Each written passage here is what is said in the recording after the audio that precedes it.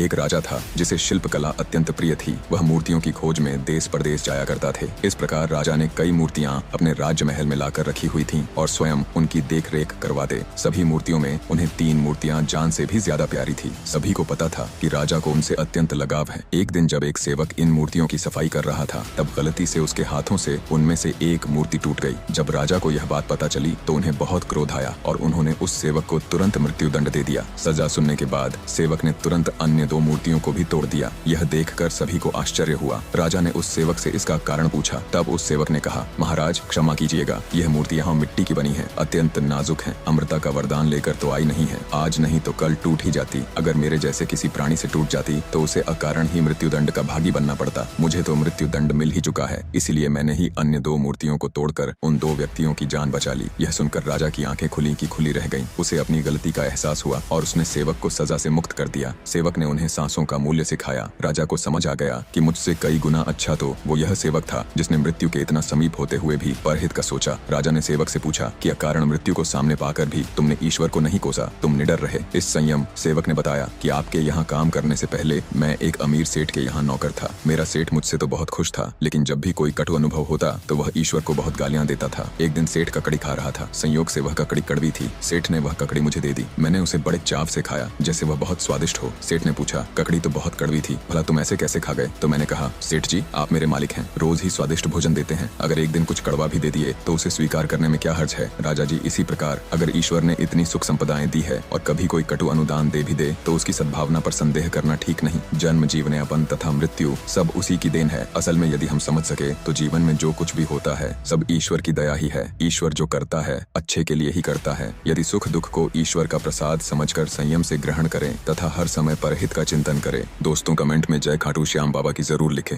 दोस्तों वीडियो अच्छी लगी तो लाइक और कमेंट करके चैनल को जरूर सब्सक्राइब कर देना। आपका बहुत बहुत धन्यवाद।